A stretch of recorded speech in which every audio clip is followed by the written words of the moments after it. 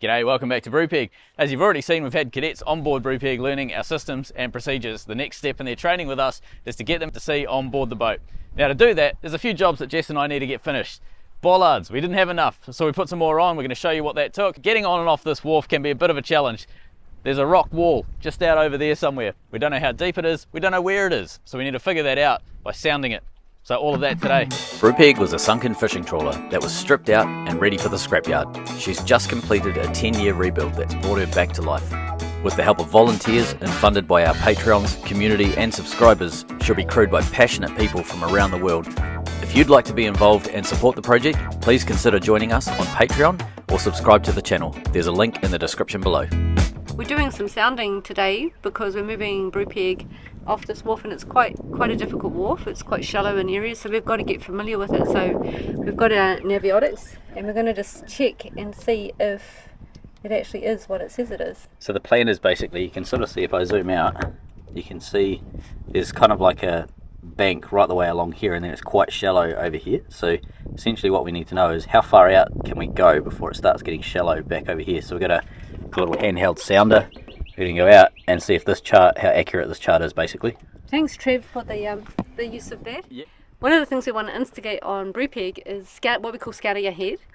And what that means is just getting the knowledge beforehand as much as possible, whether it's flying into a new place to learn customs or it's sounding the bottom of a river, so we know where so we know where to pilot Brupeg, because she's a little bit big and we need to know what we're doing. Ready? Yep. Should be 5 feet where we are right now, and it's 13 feet. This is a track of what we're doing in the dinghy. So the red triangle is Brupeg and the red circle that's moving around is the dinghy. So basically we have a grid behind the boat, so we know if we reverse how deep it is and how far out we can go and so on. And we're limited by how far back we can go because of the big barge that's behind us. And then we also want to know at the side of Brupeg where the dinghy's heading off on this little path now, how far out we go before we start running out of water. So with that knowledge we understand how far we have to turn Brupeg around, what sort of room we've got to manoeuvre. 10.4, 10.2, 10 foot, 9.5 foot. We've got bucket loads of water over here somewhere.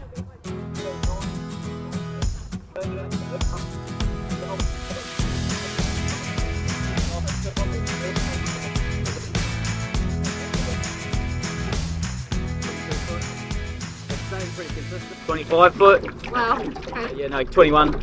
Every now and again, I think an air bubble gets under it. Oh yeah? And it freaks it out. Okay. 21 foot. We've still got heaps of depth. Okay. Maybe just go in until we can find that bump. Yeah. 9.7, 9.5. Still pretty deep, and this is pretty much dead low tide. 9.5. 10 foot. Hello. Meow, meow, meow, meow.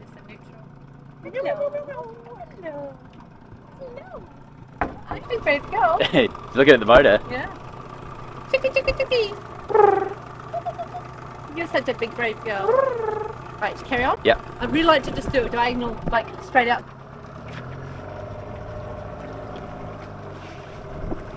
Okay, Brupeg's there. Okay, 13.5, 13.7. Pretty consistent. Yeah, it's really flat. Okay, so this is how far we are away, and it's 14, 15 15 feet. feet. Yeah. Yeah. Can we do a diagonal from the barge thing? Yeah. And just sort of head straight out over that way, because that'll go right across where the channel is. Straight out from there.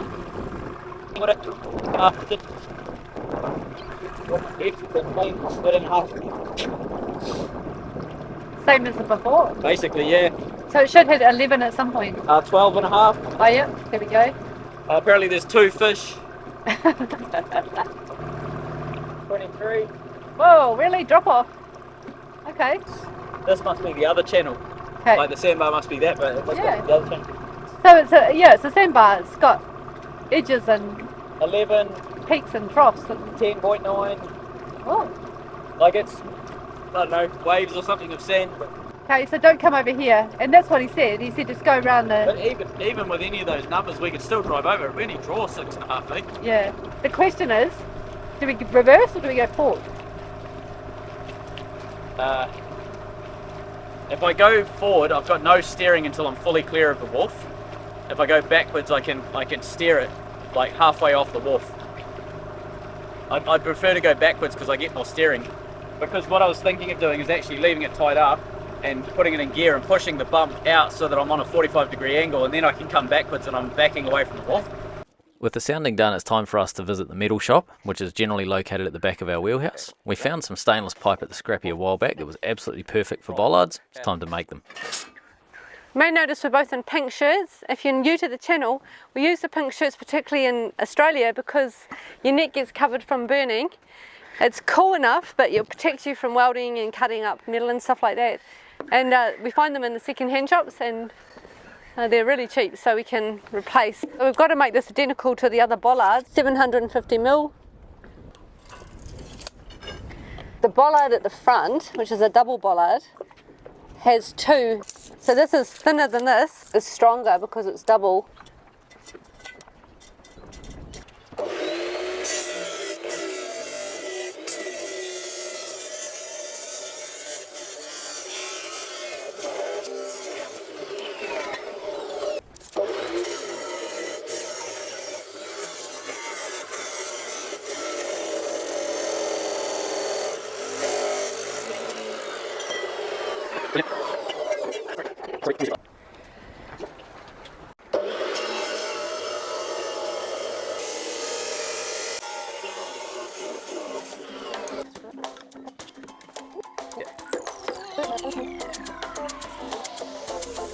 Alright, let's get into it.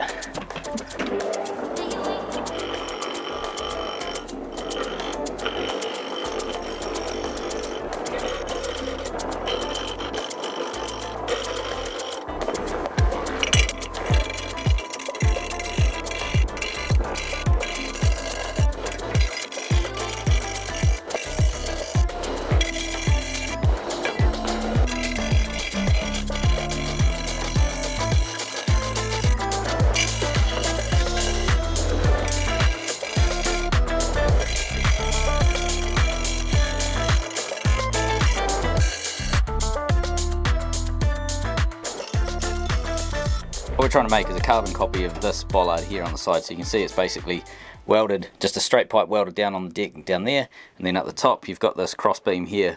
So you can see it's basically the smaller pipe just slides through the larger pipe and is welded on, and then you put a cap on top of it, just a 6mm piece of stainless plate. So that's what we need to fabricate right now. Right, this is the beam that Jess just cut up. What we need to do is measure 25mm down from the top, which I've already marked. It's a little dot just there. Basically what I need to do is plasma a hole right there. That's the same diameter as this here, slightly bigger obviously so it can slide through, and then we want to go straight through and do exactly the same on the other side. So, let's mark up. Alright, let's cut that out and we'll get the other side done.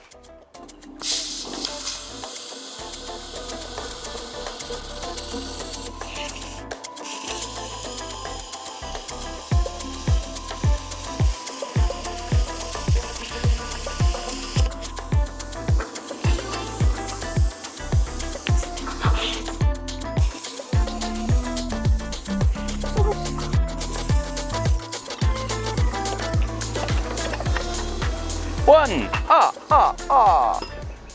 Alright, now that we have our approximate centre line, so we're going to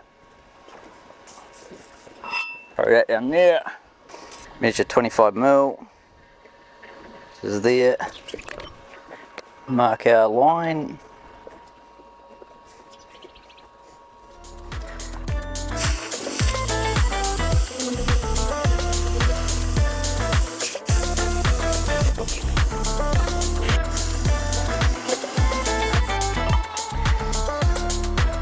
So close!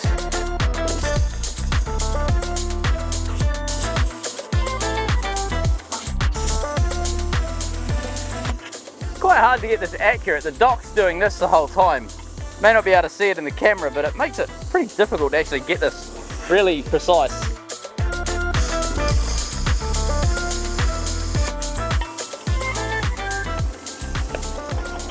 Precise enough!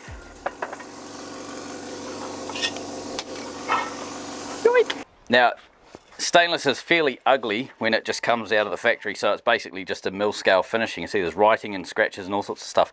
I buff it on this wheel. This is a steel wheel. Normally you want to keep steel off stainless because it will rust eventually, but what I've found is you can get away with cleaning it up with a steel wheel, throw a bit of rust kill on, and it makes the stainless quite bright, but it also stops you from ever getting any sort of impregnation and rubbish carrying on with your any metal like mild steel that may end up going into the stainless. Real cheap way of getting a reasonable finish. It's not perfect, but it's absolutely good enough.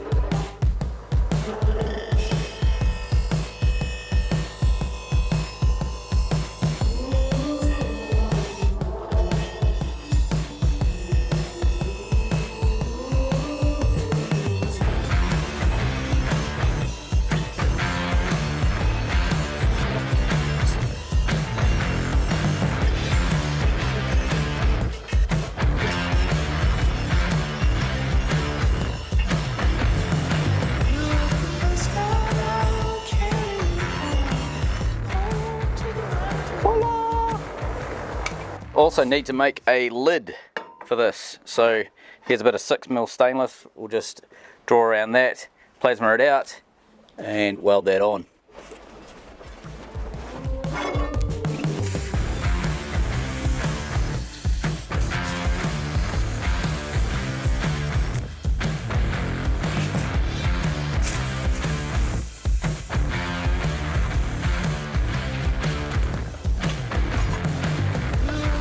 Lovely!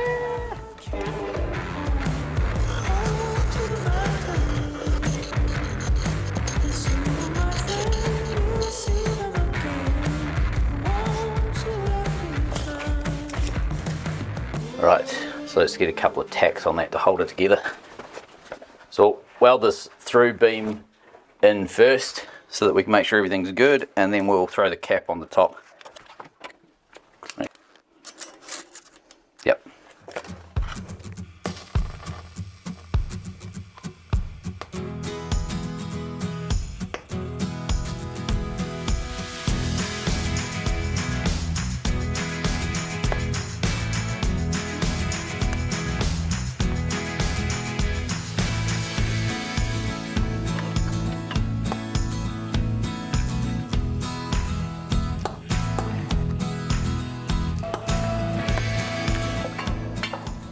Get a lid.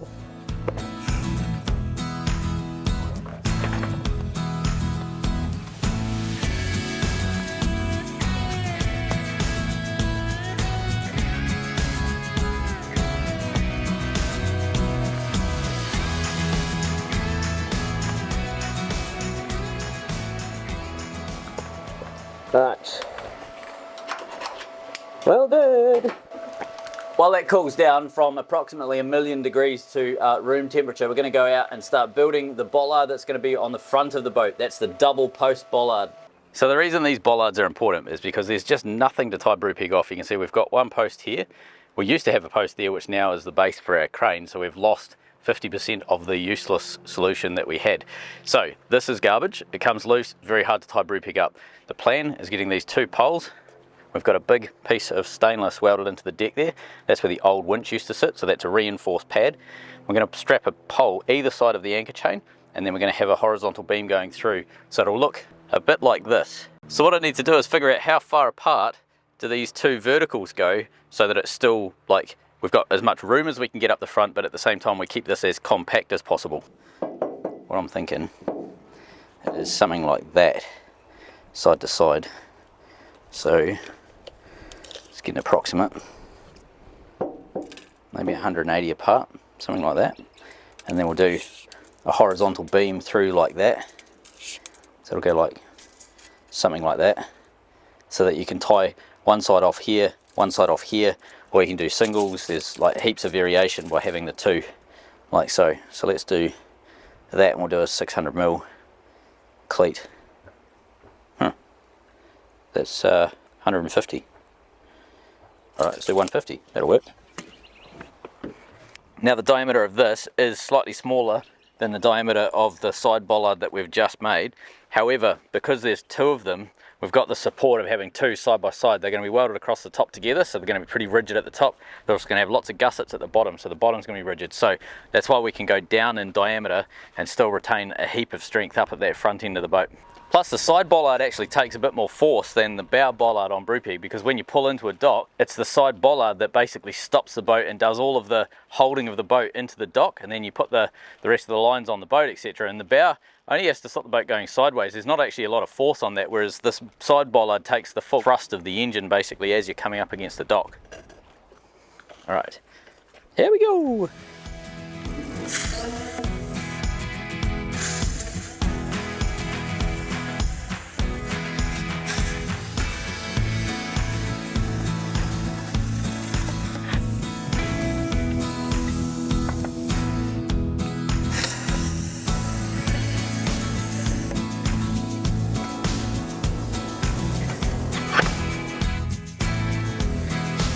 Alright, get our second hole done.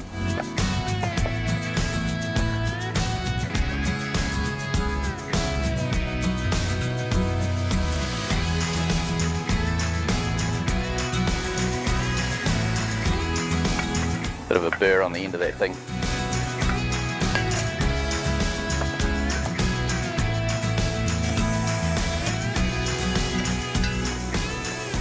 Better. Trying to make it square. Alright, we've got those cut. We need some end caps now. So exactly the same deal before. Some 6mm plate. We'll mark this out, plasma it up and weld it to the end. The thing I love about this little plasma cutter is it's got an onboard air compressor, so you don't actually need to have an air compressor running. You can just literally plug this into the power 15 amp socket and off you go. You can start plasmaing, and you can cut some pretty thick material. Like this is 6mm, but I think you can do up to possibly even up to 8mm with no external compressor, and you can do 16mm from memory with the compressor. So it's a pretty impressive little machine. Bloody awesome to have on board.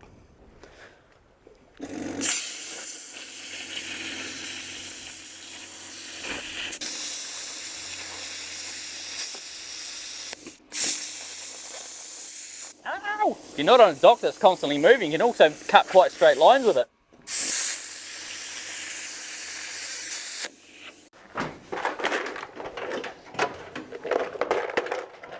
Alright, now that that's cold, get rid of that one.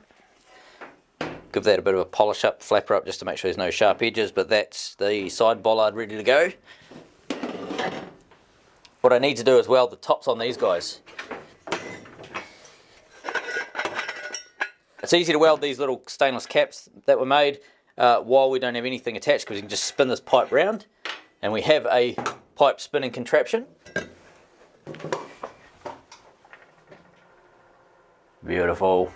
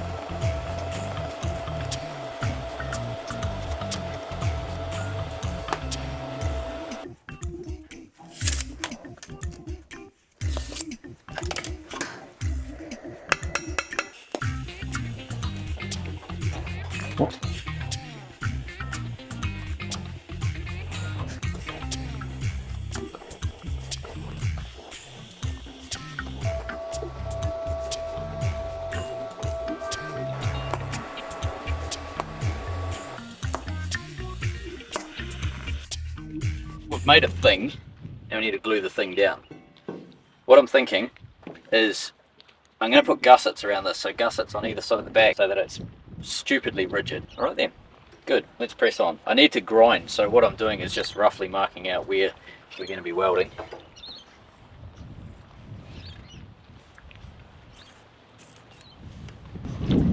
Alrighty.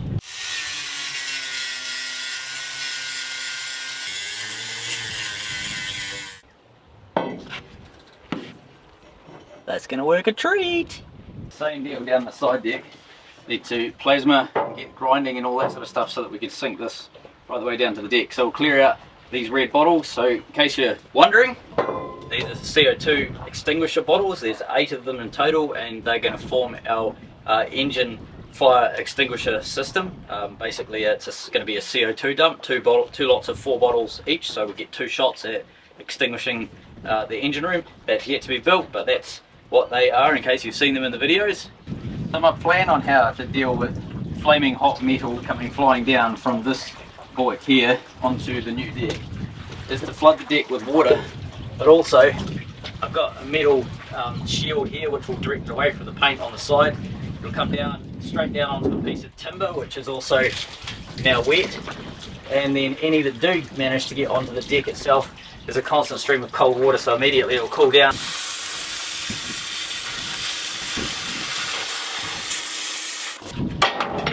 Bang. Okay, so I've plasmed out that side, given everything down here a really good clean up. I've sunk that into the side like we did on the other side of the boat, and then down here it's 50mm out from the side of the boat just like it is on the other side. So what I need to do essentially is grind off the yellow and grey around where we're going to weld, and then we will recoat all of that. So we'll grind quite a bit back because I've got to take the grey off to allow for the like the loop thing that comes out where the yellow goes. So we're doing 75mm all the way around this, so obviously we need to grind a fair bit of that grey back. So let's crack into that too. Plan is to get the grinding done this evening. It's coming up to the last thing a day that we can work before we lose the light. So plan is to get the grinding done this evening so that we can then do the welding at 5 AM in the morning, because the wind at the moment is about sort of 12 knots, 15 knots. It's not a huge amount of wind, but it's just enough to be really difficult when you're TIG welding. First thing in the morning, 5 AM, is like 5 knots, which will end up being nothing. So yeah, we'll crack on so that we can get the welding done crack of dawn. There we go, ground up, ready to go, and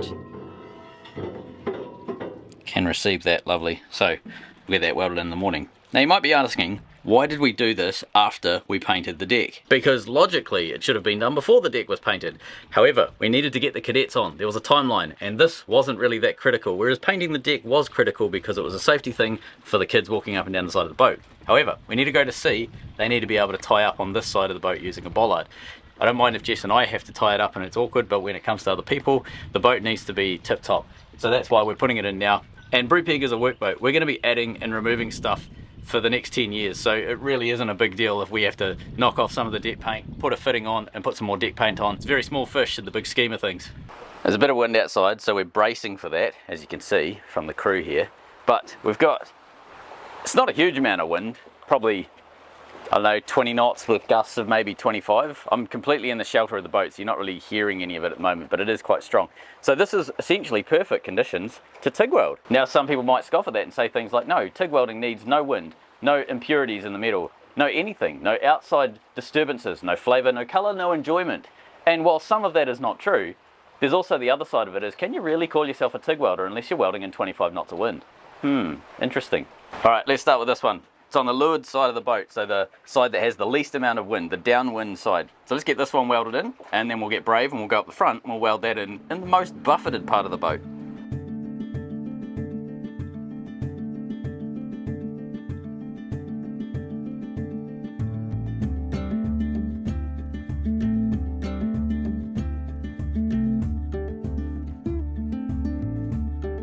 This is going to be exceptional. It's perfect TIG welding conditions. The nice bright sun's out, so we've got lots of visibility. There's plenty of wind to blow away any unwanted argon. This is going to be great. I thought maybe I'll give you an idea. This is how loud it is without using the little fluffy mic. I brought an old friend, scratchy yellow welding mat. Alright, my game plan is pretty simple. I'm just going to put a tack anywhere I can get a tack. I'm just going to do it on one side too, because then I can swing from left to right to get any twist out of it. You can do it. The wind will stay put. That actually tacked. Alright, that's done. Let's get it leveled up. This next part of the welding is actually top secret. Operation Secret Bow Bollard is now mostly complete. Right, so what I've got is, it's on there pretty rigidly, but it's basically just one wrap around both.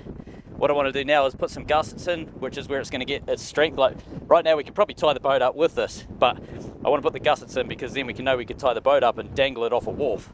So I've made this cardboard template. That's going to be the gusset that gets welded onto the back of each of these poles. That allows basically stiffness fore and aft, and because we've got them welded side to side, we've got side to side strength. We don't need to put gussets on the side. With one of these on either beam, we've got the strength that we need. Alright, it is a good solid 25 knots, probably gusting more, but it's getting quite hard to actually have everything out on the dock here. We already had to mount a rescue for one of those in the dinghy because it was floating off down that way towards the front of that barge. Alright, these are the two gussets that need to be cut so that we can start bracing up that front bollard.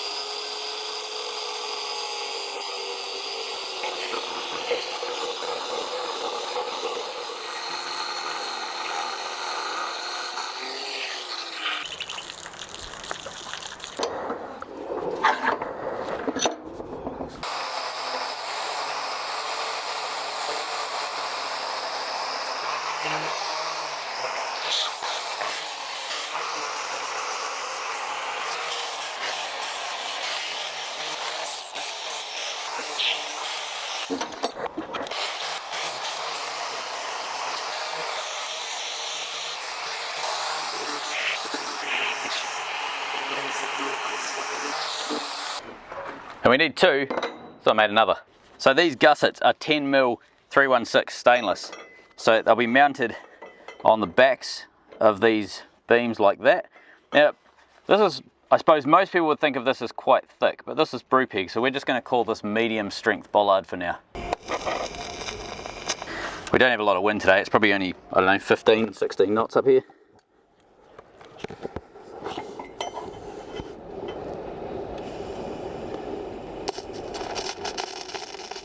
As you can see by that beautiful weld there. I was really hoping to avoid the yellow scratchy curtain of death. It's basically fiberglass, so whenever you put it on, whatever shirt you're wearing goes in the bin the following day because it just feels like you're wearing a roll of fiberglass after that. I think the wind has decided that we will be using that today though.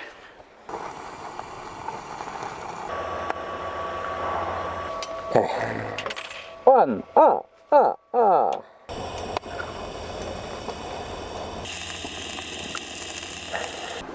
Okay, the test of does it even really work.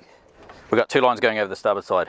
So the reason why two posts with a horizontal was a good idea is because you could do, if you really wanted to, you can tie it up that way. So when you're docking and you just need quick access, you got a cleat that you can just basically throw a line on, hold it, and then adjust it. Or you can pull a line in and you can do a single side like that. You can have another side over here if you really wanted to. Or if you want to go around the whole thing like that, there's like multitude of options, and that's what the double post up the front works really well because we don't really know what we're going to be doing up here in terms of where ropes are going, so having lots of options really help. Because we have two lines, I'm going to throw it around a single side. Lovely! And then we've got excess, so we can just loop that to get it out of the way, off the deck, etc. Something like that. Tie that neatly out the way. Right, let's deal with this one. So this one's basically exactly the same. We've got a fair lead over here where the rope's coming through.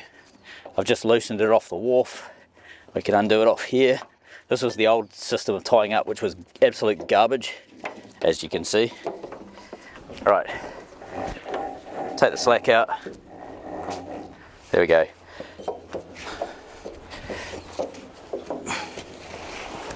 Beautiful. Pretty stoked with this.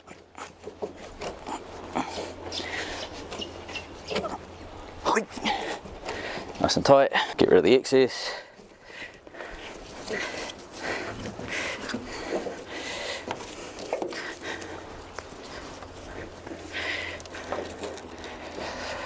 Oh, pretty stoked with that.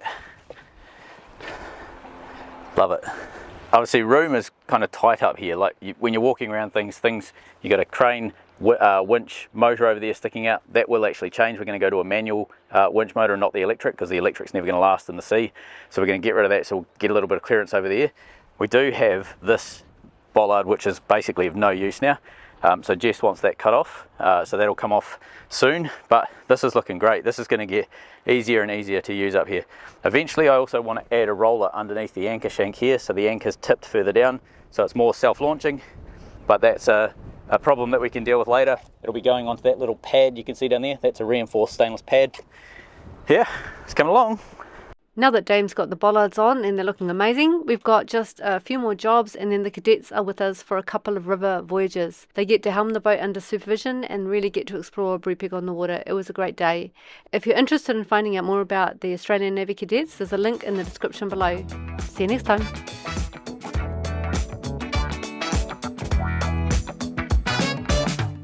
When I got close, my heart was pumping to the beat that was blasting through the night.